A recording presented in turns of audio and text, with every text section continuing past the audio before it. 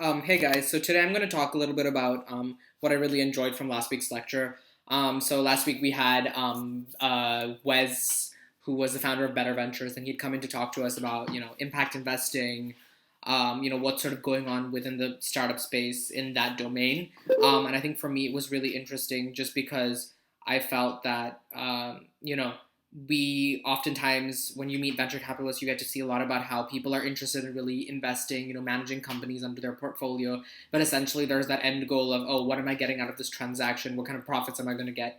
But with the case of Better Ventures, it's more focused on, startups that are focusing on a social good or, some specific service. So that's something that really struck me. And when he talked a little bit about echo devices and what they do, how they developed the first smart stethoscope, which is going to help, transform healthcare, especially in the Bay Area. I thought that was really interesting how Better Ventures is just focused on investing and, helping mentor startups, pre-seed stage startups, because that's what they specialize in. To develop these products that are going to accomplish some sort of social good. Yeah, so I think what was interesting was just the accelerator, learning more about the accelerator model. And I thought when Wes spoke about customer development and mentoring, learning how to scale your business model, and even the fact that Better Venture helps with like recruiting for them, finding like working space and figuring out like enterprise sales models, capital raising.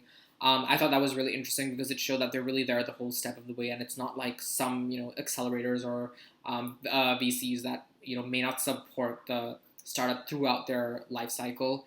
Um, and what was even more interesting was the fact that Better Ventures is really focused on sort of cultivating a culture and sort of feel of entrepreneurship and technology in universities. The fact that he's doing workshops, to talk about how to do capital raising, how to fundraise, outsourcing technology, reading, meeting new teams and coming up with new teams to work with.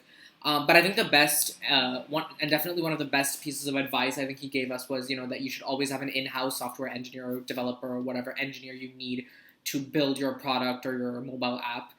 Because outsourcing technology is a bad idea, essentially, just because you don't have someone in-house who can make modifications very fast, especially when you're pivoting your product. So I think for me, especially someone who's completely new to entrepreneurship, I don't have any experience, starting companies. I thought that was really interesting. And in the future, if and when I do want to start my company, I think that would be a huge source of advice. Finding and partnering with a software engineer, I think would be solid and pretty important. So yeah.